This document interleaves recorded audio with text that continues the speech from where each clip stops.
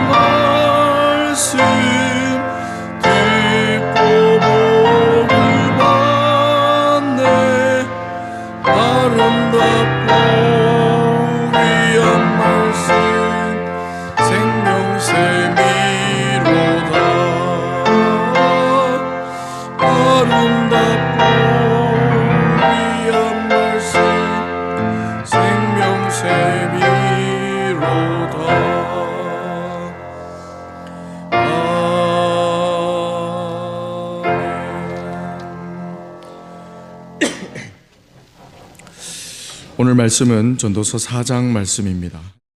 내가 다시 해 아래에서 행하는 모든 학대를 살펴보았도다. 보라, 학대받는 자들의 눈물이로다. 그들에게 위로자가 없도다. 그들을 학대하는 자들의 손에는 권세가 있으나 그들에게는 위로자가 없도다. 그러므로 나는 아직 살아있는 산자들보다 죽은 지 오랜 죽은 자들을 더 복되다 하였으며 이 둘보다도 아직 출생하지 아니하여 해 아래에서 행하는 악한 일을 보지 못한 자가 더 복되다 하였노라. 내가 또 본즉 사람이 모든 수고와 모든 재주로 말미암아 이웃에게 시기를 받으니 이것도 헛되어 바람을 잡는 것이로다. 우매자는 팔짱을 끼고 있으면서 자기의 몸만 축내는도다. 두 손에 가득하고 수고하며 바람을 잡는 것보다 한 손에만 가득하고 평온함이 더 나으니라. 내가 또다시 해 아래에서 헛된 것을 보았도다. 어떤 사람은 아들도 없고 형제도 없이 홀로 있으나 그의 모든 수고에는 끝이 없도다. 또 비록 그의 눈은 부요를 족하게 여기지 아니하면서 이르기를 내가 누구를 위하여는 이같이 수고하고 나를 위하여는 행복을 누리지 못하게 하는가 하여도 이것도 헛되어 불행한 노고로다. 두 사람이 한 사람보다 나음은 그들이 수고함으로 좋은 상을 얻을 것임이라.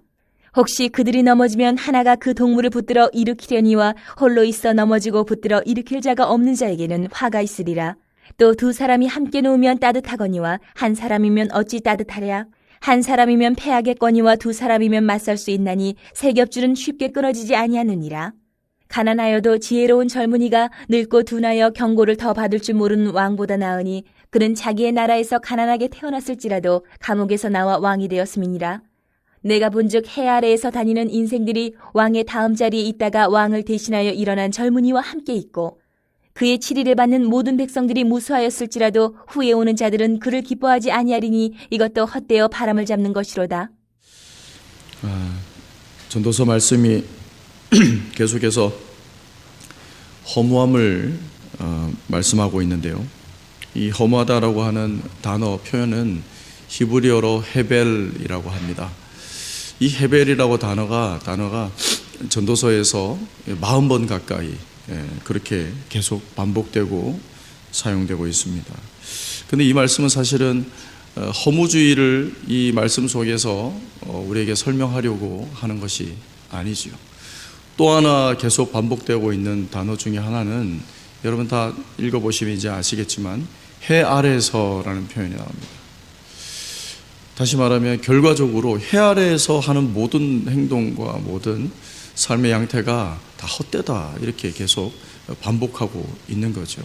그런데 이 해 아래에서라고 하는 것은 사실은 이 세상을 말하는 것이고 하나님이 없는 세상을 이야기하는 것입니다. 다시 말하면 현상을 바라보는 이 세상의 관점이 하나님의 관점으로 이 말씀을 보고 있다라는 것입니다. 그렇기 때문에 헛되고 헛되다라는 것을 계속 설명하고 있습니다. 그런 관점으로 우리 한번 4장의 1절에서 3절까지 한번 보시면 하나님의 눈으로 바라보면 이 세상이 얼마나 비참한지 다시 설명하고 있습니다. 해 아래 행하는 모든 것이 학대라고 이야기합니다. 나를 학대하든 상대를 학대하든 무슨 모든 행동들이 모든 삶의 내용들이 다 학대하고 있다라고 하는 거죠. 또한 학대를 받는 자들이 위로자가 없다고 이야기합니다. 학대를 하는 그 권세자들이 있다는 거예요. 학대를 하는 사람조차 뭔가 이렇게 더 권세가 있고 더 잘 되는 것을 볼 수 있다고 이야기하면서 이 삶을, 이 세상을 참 비참한 상황으로 설명하고 있는 것입니다. 그러면서 대안이라고 얘기하는 것이 차라리 이 살아있는 자들보다 죽는 것이 낫다라고 이야기해요. 그것이 오히려 복되다고 얘기합니다. 더 가관입니다. 죽는 것이 더 낫다고 얘기하고 오히려 태어나지 않은 것이, 이런 현상들을 바라보지 않고 눈으로 보지 않은 것이 태어나지 않았다면 얼마나 더 행복했을까, 이렇게 말씀을 설명하고 있습니다. 여러분 이 말씀이 이해되십니까? 태어나지 않은 게 더 낫다라고 얘기해요. 차라리 지금 죽는 게 더 낫다라고 이야기합니다. 관용적인 어구지만 세상 사람들은 그런 얘기를 합니다. 그 개똥밭에 굴러도 이 세상에 사는 게 낫다, 이런 표현도 사실을 쓰고 있습니다. 그런데 하나님의 눈으로 볼 때는 그렇지 않다라고 설명하고 있는 거죠. 이 말씀의 강조점은 사실은 어떻게 사느냐가 중요하다고 이야기하고 있습니다. 길게 사느냐, 이게 삶의 목적이 아니고 짧은 시간을 살더라도 행복하냐, 이 말씀으로 강조하고 있는 거죠. 행불행에 대해서 설명하고 있는 것입니다. 하나님 없이 인생을 살아가는 사람들은 정말로 불쌍한 사람이다, 불행한 사람이다, 이렇게 이야기하고 있는 거죠. 위로자가 없는 인생을 어떻게 견딜고, 이렇게 하나님의 관점으로 바라보고 있는 것입니다. 그렇게 보면 모든 자들이, 이 세상 살아가는 모든 자들이 영적인 고아임을 설명하고 있는 것입니다. 영적으로 위로받을 자가 도저히 없는 세상입니다. 정말 불쌍하다고 말씀하고 있는 거지요. 이 세상 살면서 눈에 보이는 이 세상만 있다고 믿는 사람들, 자기만을 위해서 살아가는 사람들, 진정 위로자가 없는 이 세상 살이가 얼마나 힘들겠습니까? 하나님의 위로를 받아보지 못하고 살아가는 사람들, 영적인 고하고 얼마나 불쌍한 사람인지 말씀하고 있는 것입니다. 저와 여러분의 삶에 오늘도 우리에게는 위로자가 있다는 이 사실을 믿으시면서 은혜 받으시길 바랍니다. 4절에서 6절까지 보시면 수고하는 자나 게으른 자나 다 고통 가운데 살아가고 있다는 거예요. 많이 수고해도 또 모든 재주를 가져도 사람들에게 시기를 받는다. 시기, 질투. 그래서 경쟁이 무슨 소용이 있냐는 겁니다. 그 결과도 사람에게 행복을 가져다 주지 못한다고 설명하고 있는 것입니다. 그렇다면 차라리 아무것도 하지 않는 게 그러면 좀 더 나을까? 이렇게 대안을 줘요. 5절 말씀해 보면 어리석게 게으른 자도 몸만 축낸다고 이렇게 말씀합니다. 이것도 해결책이 안 됩니다. 차라리 일을 안 해볼까? 몸만 축낸다는 거예요. 그렇다면 어떻게 살아야 행복하게 되겠습니까? 6절에 보면 그런 세상 속에서 대안으로 차라리 많이 벌고 부자로 살면서 평안이 없는 것보다 조금 벌고 평안이 있는 게 더 낫다고 말합니다. 세상은 기껏해야 이 정도 대안이에요. 이 정도 대책을 가지고 해결책이다 이렇게 설명한다는 거예요. 우리는 이 맥락에서 뭘 발견해야 되겠습니까? 같이 허무하라는 얘기인가요? 그래서 한숨 쉬면서 주저앉아 있기를 원하는가요? 절대 아닙니다. 전도서를 묵상하면서 읽어 내려가시다가 혹 그런 분들이 있어요. 아이고 인생이 참 허무하구나. 그렇지. 이렇게 공감하시는 분들이 있어요. 그러면 이 말씀 읽다가 보면 전도서 끝까지 말씀도 안 읽고 싶어요. 허무하니까 이 말씀 읽어봐야 뭐 하겠냐 이 생각까지 드는 거예요. 그런데 이 말씀은 전도서 말씀은 같이 허무함을 경험하고 허무함을 헛되다는 것을 공감하라고 말씀하는 것이 아닙니다. 이 본문에서 우리가 생각할 것은 모든 인생에 수고해야 살아갈 수 있다는 것을 인지하고 그 수고의 일거리를 주신 하나님을 기억하라는 거예요. 그 시간 속에서 하나님께서 허락하신 직장이나 가정이나 모든 것들을 하나님이 주셨다라는 것을 발견하라고 이 세상 사람들과 다르게 우리가 하나님이 계신다는 것을 전도서 말씀을 통해서 우리에게 설명하고 있는 것입니다. 7절과 8절에 또 볼까요? 어떤 사람을 또 이제 소개합니다. 이 사람은 자식도 없어요. 형제도 없어요. 독신자입니다. 그러면서 일을 열심히 합니다. 돈을 많이 모읍니다. 자신을 위해서 부자가 됩니다. 열심히 일을 하죠. 그런데 그 자신이 훗날 그렇게 되묻습니다. 과연 누구를 위해서 내가 일했는가? 그리고 왜 마음에 이렇게 즐거움이 없는가? 이 질문을 스스로 하고 있는 겁니다. 탄식하고 있는 거죠. 이런 삶도 어떻게 해요? 하나님의 눈으로 보니까 헛되다라는 거예요. 헛되다. 그래서 9절에서 12절까지 해결책을 제시하고 있습니다.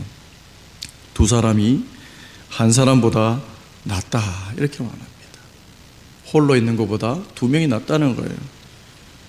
그리고 어떻게 해요? 이 패턴이, 이 답이 역시 2절, 3절에 그리고 6절에 제시했던 그 해결책처럼 죽은 자가 더 낫다, 가난한 자가 더 낫다 이런 식의 대답이에요. 진정한 의미에서 근본적인 해결책이 되고 있지 않습니다.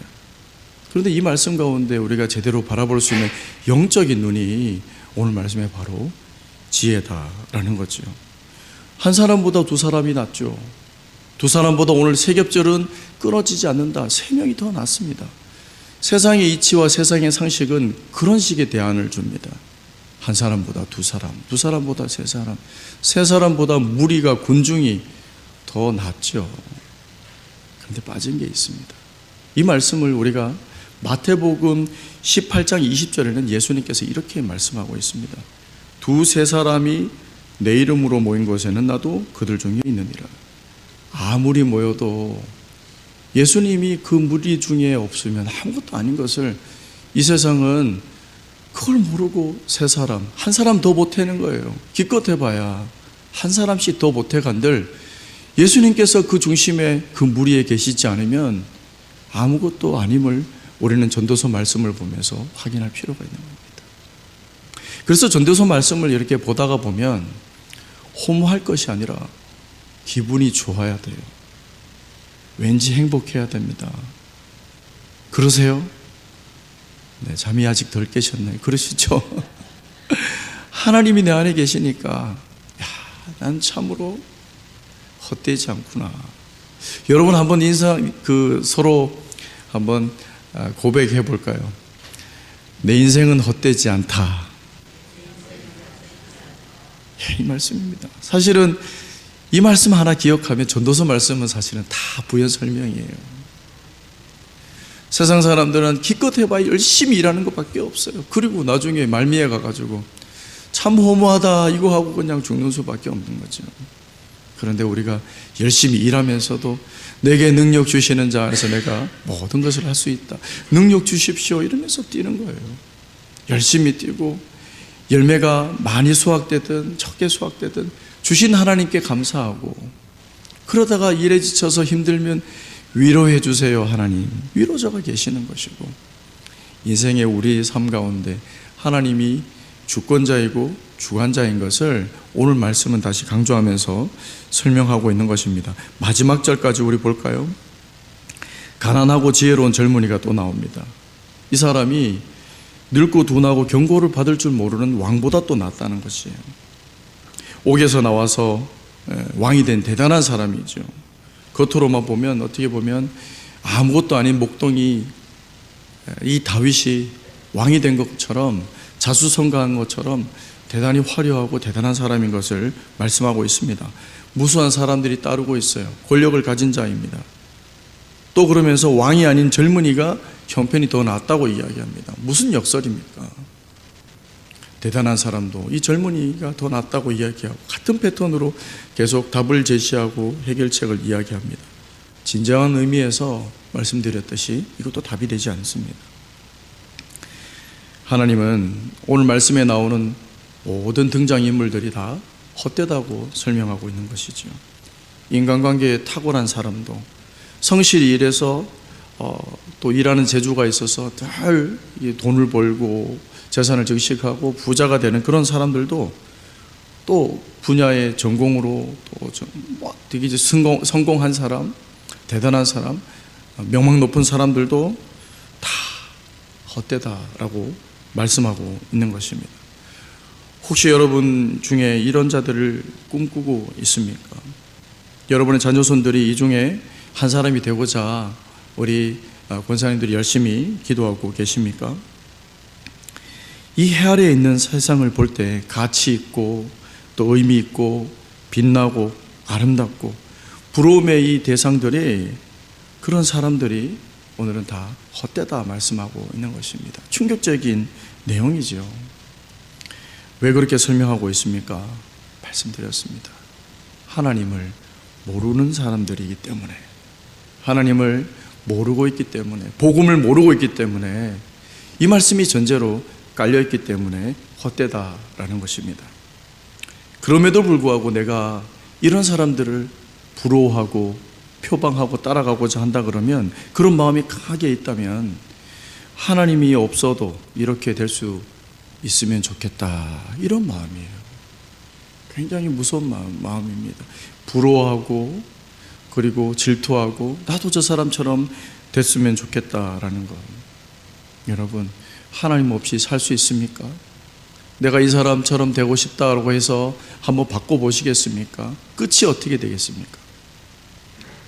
그걸 꼭 살아봐야 알겠습니까? 불보다 뻔합니다. 불보다 뻔합니다. 모든 삶이 헛되다라는 거예요. 그래서 전도서 말씀은 적절한 처세술이나 인간의 그런 삶의 방법론을 말하는 것이 아니고 다시 말하면 영적인 부분을 설명하고 있는 것입니다. 삶의 이면을 설명하는 겁니다. 하나님 없는 세상 이렇게 허무하다고 구구절절히 설명하고 있는 것입니다. 그래서 우리가 이 말씀을 읽을 때마다 다시 뒤집어서 생각해 보면 그렇게 생각하시라고 말씀을 드렸습니다. 저와 여러분의 삶이 허무하지 않다 이거예요.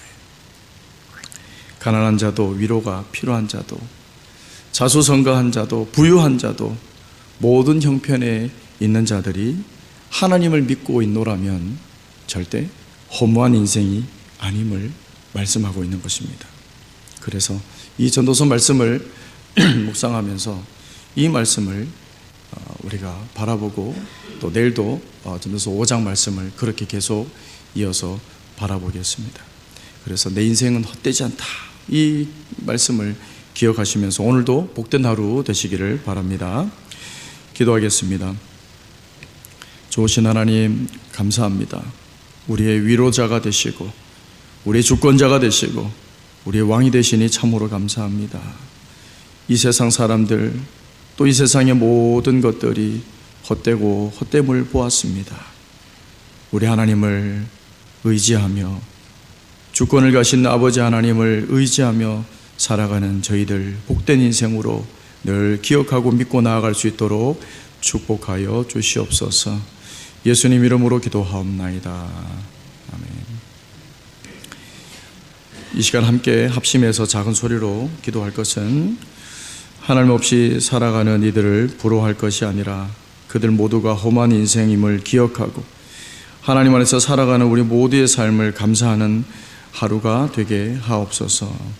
두 번째로는 1부에서 5부 예배, 청년부 예배, 교회학교 예배, 국제 예배, 자유인 예배, 찬양 예배를 통해서 영락의 성도들이 하나님께서 행하신 일을 누리는 은혜가 있도록 기도해 주시고 마지막으로 기도할 것은 찬양 예배 시 진행되는 아동부 찬양제 리틀스타를 통해 전 세대가 함께 하나님께 찬양과 영광을 올려드릴 수 있도록 그렇게 기도하시고 각자 기도하시고 돌아가시기 바랍니다. 기도하겠습니다.